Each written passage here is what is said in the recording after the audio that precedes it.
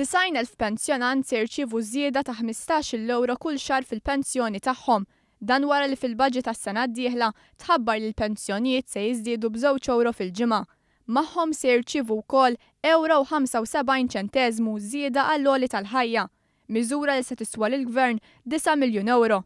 Il-Ministru Michael Falzon qal li sena wara l-oħra il-Gvern kompla jżid lill-pensjonanti wara li kienu ilhom ma jirċievu żieda fil-pensjoni tagħhom għal 25 sena sħaħ. Naħseb illi bħal snin ta' qabel kien budget ta' kontinwità, kien budget bruħ soċjali qawwija. Nemnu li għandna ninvestu fl-anzjani, kien hemm diversi miżuri diretti fil-budget, xejn anqas minn 7 miżuri diretti fil-budget, imma ma dawwet irid jaraw wkoll lejn l-andament ġenerali tal-ekonomija fejn il-Gvern ir-ruħ soċjali qiegħda hemm mhux lanqas tal-pensjonanti fejn qed nitkellmu minn xi anqas minn faxxa ta' 90,000 ruħ fil-poplu Malti Wawċi. Dan huwa l-ewwel budget mingħajr ebda taxxa żejda. Għaldaqstant ma jonqos li l-Gvern ikompli bir-riforma favur il-ħelsien mit-taxxa fuq il-pensjonijiet.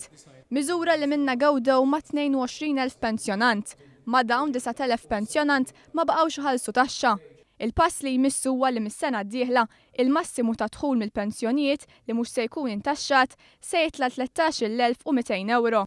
Il-Gvern se jinvesti mal-1,000,000 euro sabiex 4,500 pensjonant tas-servizz se jiżdiedu b'200 euro. Il-Ministru Michael Falzon ħabbar li se jidħlu miżuri ġodda għal pensjonanti b'bolol nieqsin. Pensjonanti tal-irtirar li għadhom ma laħqux il-65 sena u għadhom jaħdmu part-time jew għal rashom se jkunu jistgħu ħallsu bolla prorata ta' 15% flok bolla sħiħa. Dan fil-waqt li l-Gvern se jerġa' jagħti bonus lil dawk il-persuni ħafna minnhom nisa li ma ħallsux biżżejjed bolol biex jieħdu pensjoni. Il-bonus huwa ta' 250 euro jew 150 euro. Jiddependi skont kemm il-persuna tkun ħalset bolol. Intant dawk l-anzjani li għalqu 75 sena u jibqgħu jgħixu fid-djar tagħhom se jingħataw qotja ta' 300 euro fis-sena. Il-Gvern se jinvesti mal-10,500,000 euro għall-inġustizzji tal-passat.